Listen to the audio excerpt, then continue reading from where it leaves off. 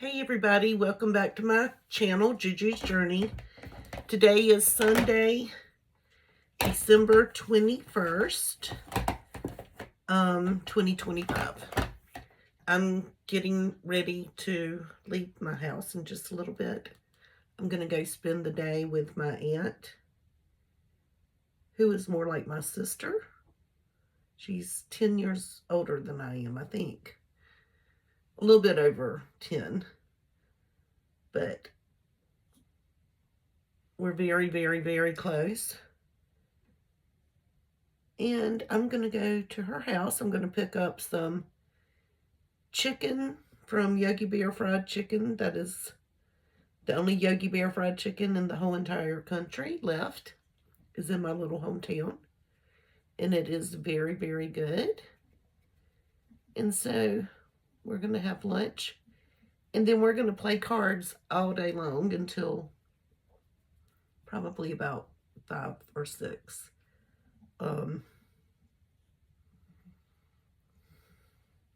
We're also planning on planning our little excursion for January. We're going to go to the beach for 2 nights, and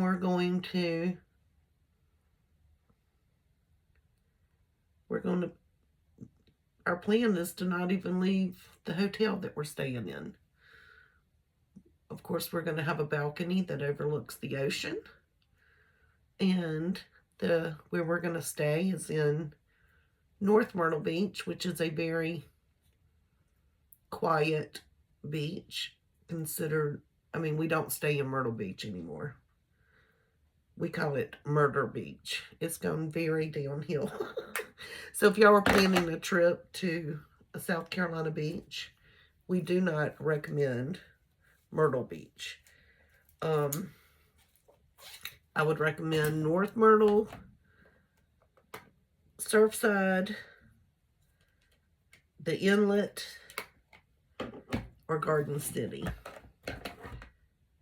And actually, I would even recommend the campground, because Ocean Lake Campground, they have beautiful houses.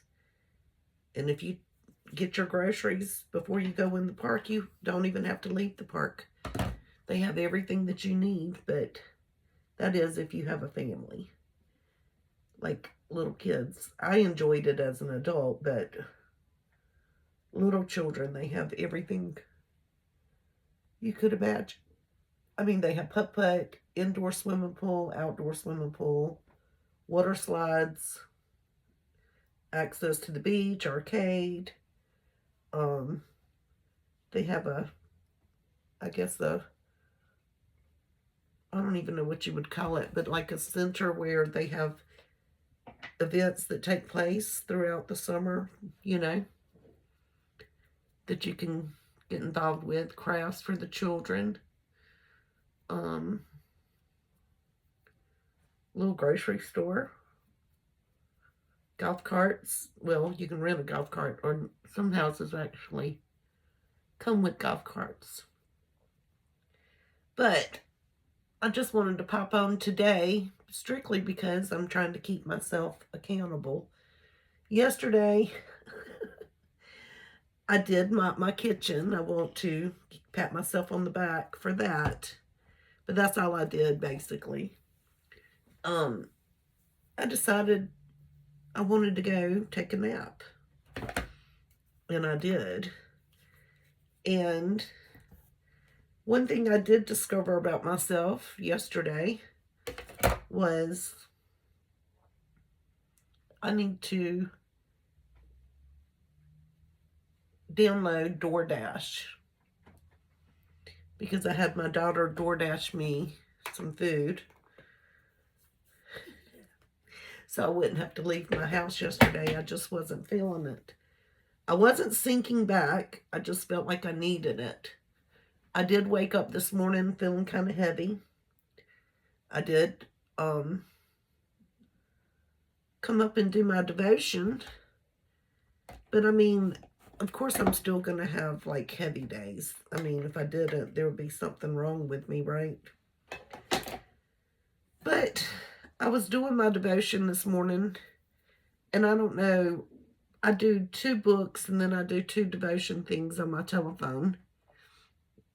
And something just hit me and I just started crying and not boo-hooing, but I was missing my husband really bad today. Really, really bad. And kind of doing the woe is me. Like, basically, just thinking about, I guess I was missing him too, but my thing was, we tried so hard not to let him be sick. We wanted him to be positive and optimistic, and we did not. When he would go kind of like, okay, let me show you what I want to give my kids and all this kind of stuff, I wouldn't even let him talk about it because we never did diagnose his cancer. We just knew he had the mass in his lungs. And I just wouldn't let him go there. I didn't want him to go down a negative route in my head. And then, of course, once he had the stroke, then we were unable to discuss anything. But I was still, although the neurologist told me that, he was still in extreme danger, critical care, you never want to really think that this is the last time you're going to see your loved one. And so I keep reliving that moment over and over and over in my head. Thank God I was the only one there when they kicked me out the room to intubate him because he was struggling. And I'm so glad I was there by myself. And I think I knew at that moment, that was the first time I realized that this was probably it. But I didn't have a chance to go tell him anything before I left the room, because I basically got kicked out while they were working on him. And I was able to tell the doctor that, because they asked if I wanted him on life support, and I said, no, I think it's time for us to give it to God, I just didn't want him to suffer anymore. And the doctor told me that was the best decision. But I thought when the doctor came back to speak to me that he was going to tell me that he had passed. And I already had in my mind, after sitting in the waiting room by myself praying to God, please don't let him suffer, please don't let him suffer.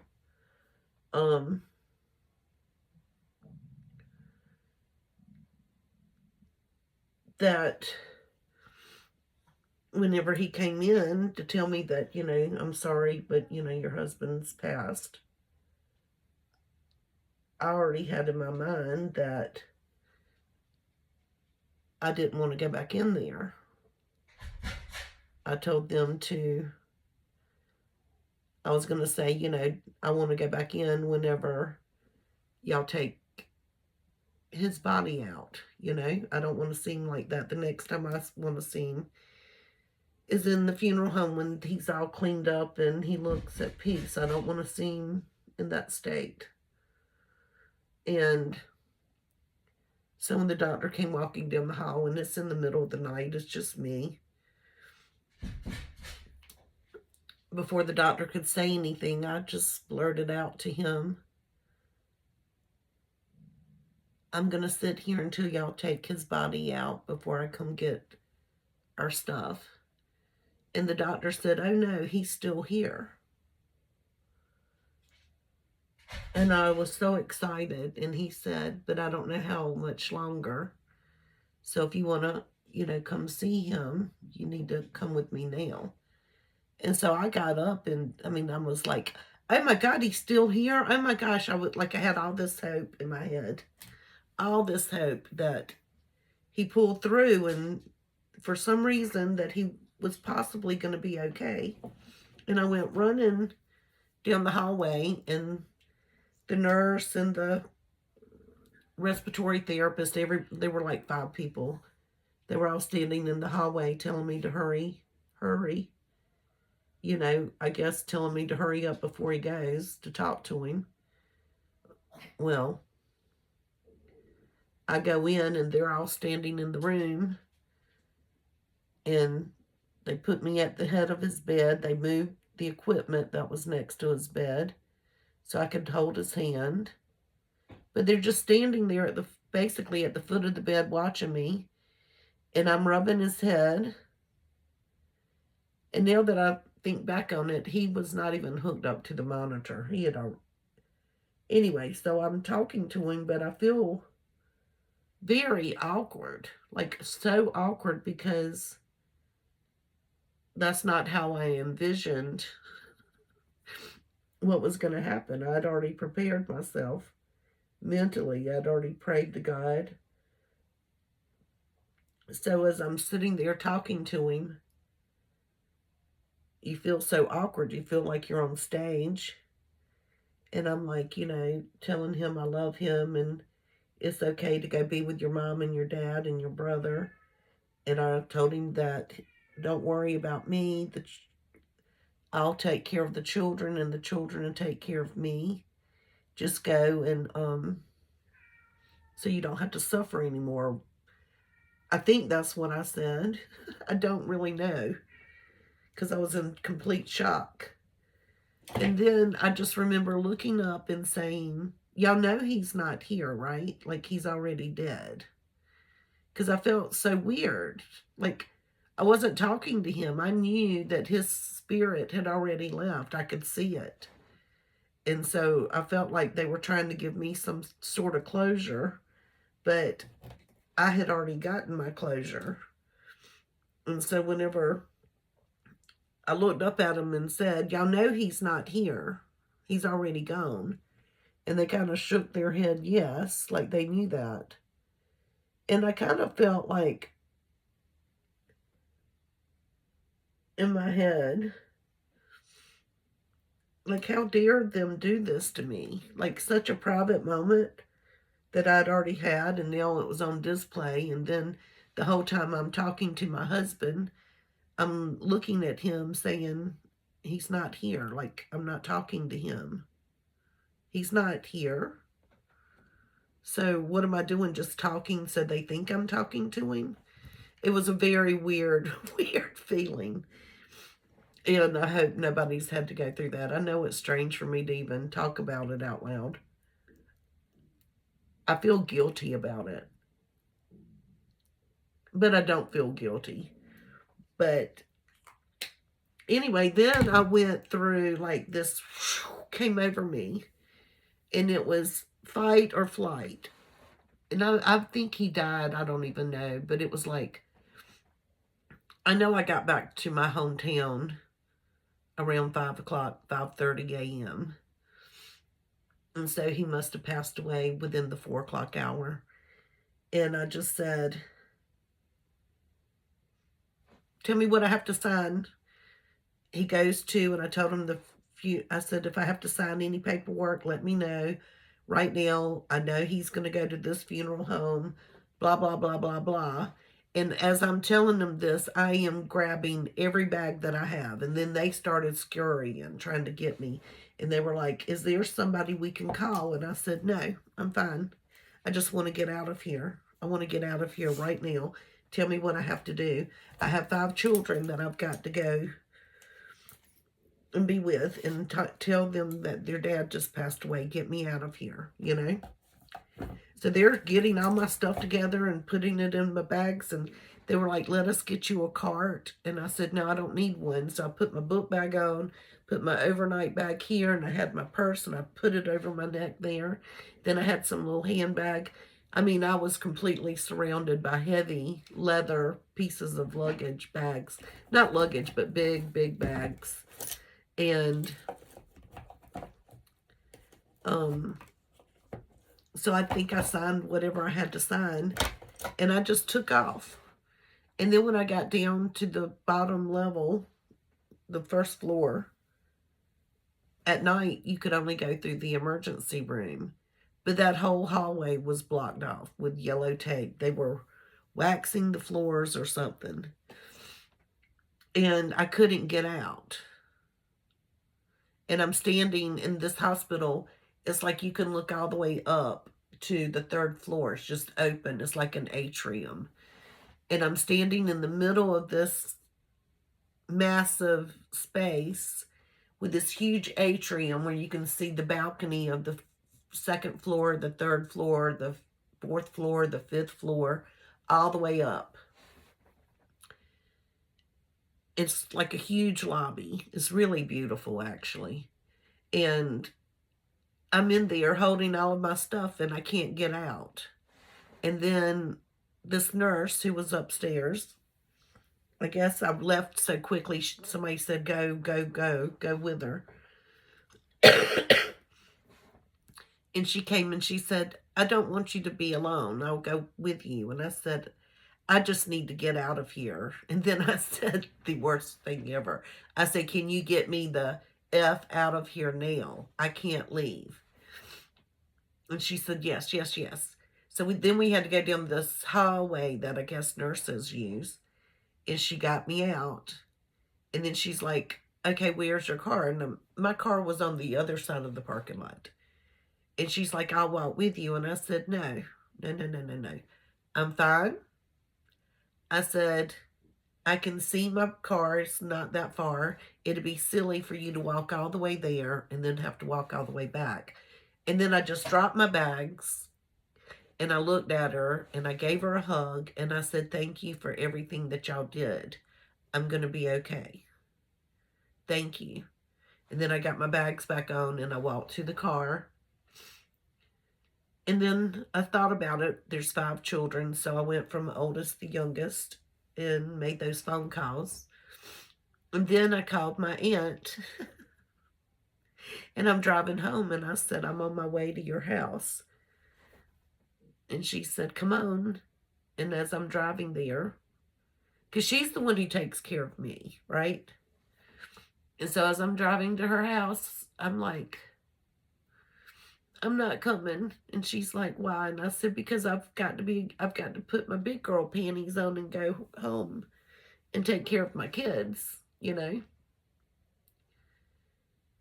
And so I talked to her all the way until I pulled into my daughter's driveway.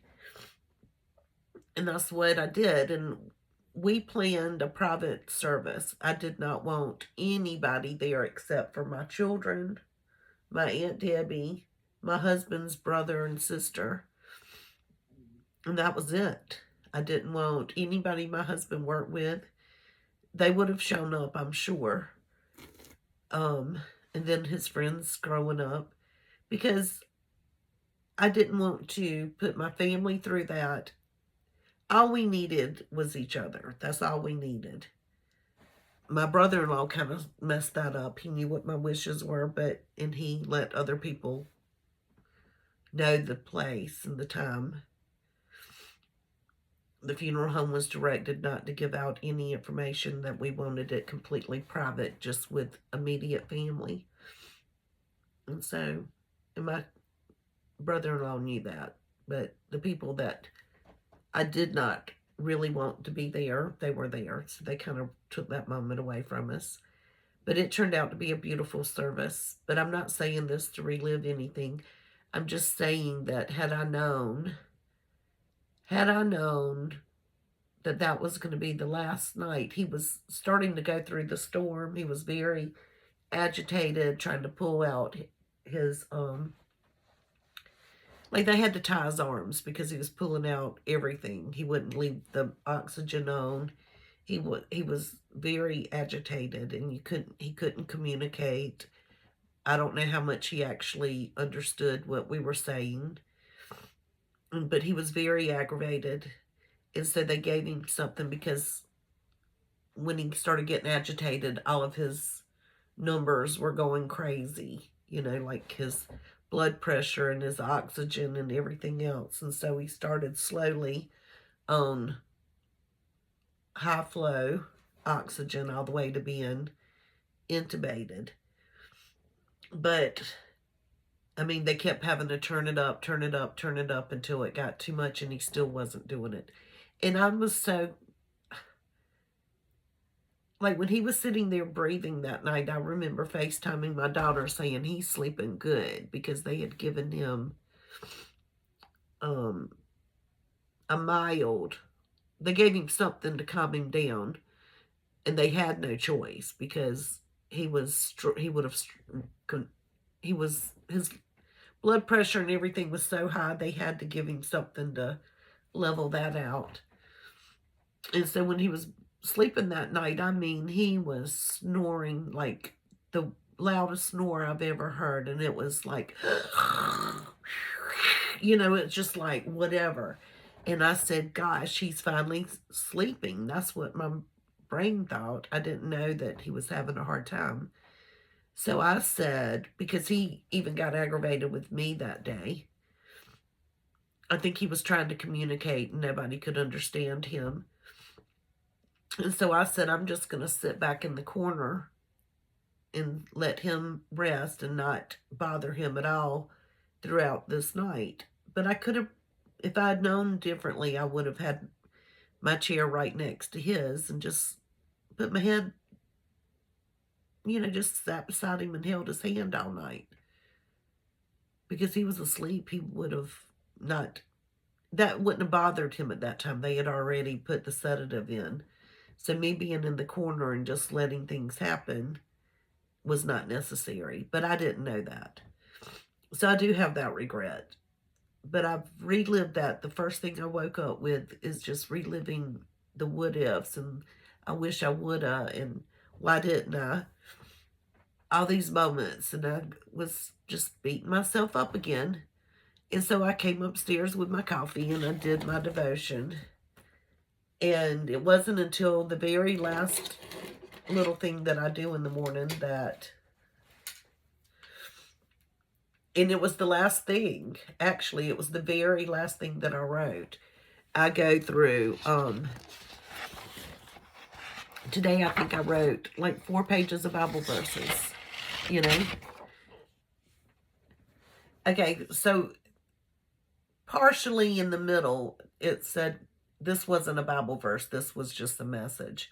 No matter how life is at this moment, you have a Savior who loves you. Choose to worship anyway. Okay, so I put an asterisk beside that one because the ones that really stick out to me, I want to be able to flip back through one day and say, okay, that meant something to me at that particular time. And then the very last one before the little prayer that, it's not my prayer, but it's a prayer that somebody has. This is what it said. It said, because of Jesus, there will be a day where pain no longer exists. And that was what my prayer was to Jesus that day, is please don't let him suffer and please do not let him have any more pain. And then the next thing was, as you await this day, allow God to give you joy in the midst of challenges by giving him your cares and concerns. As you await this day, allow God to give you joy in the midst of challenges by giving him your cares and concerns. And I was like, wow. Remember, I'm on this journey of trying to find joy again. Tell me God doesn't talk to you when you need him the most. Tell me. Could have been any day I could have had that message. But I got that message today when I woke up down in the dumps and feeling, just reliving all the moments that I should have and could have and would have if I only had that last day. Or if I could go back in time. And that's what that's what my devotion was today. And I am so happy. And happy that I am on this journey with God. He's helping me, and he'll help you get through it too. And I'm not depressed. Don't get me wrong. You are allowed to have moments. I'm coming out of my depression. And I'm going to go find joy today. I'm going to go spend a good day with my aunt. I'm going to eat a great lunch. And we're going to have fun and laughter. We're going to book a trip for January. It's just going to be a good day. And I did. I woke up. I didn't wake up and say it first thing this morning, but I did say it after my devotion, I believe. This is the day that the Lord has made. I will be glad and rejoice in it. And it gives me extreme joy to know that God is with me and He can be with you too. And we will get through this together. So if you give me a thumbs up, subscribe, please leave a comment. We can't do this life alone. We have to have people with us. But thank you for watching me. Look, I didn't sleep good last night. I napped yesterday. I gave myself a day off, and I'm still stopped up. Whatever this crud is that's going on, I don't know. It will be okay, though. We only have a few more days until Christmas, and I can't wait. Y'all have a great day. Bye.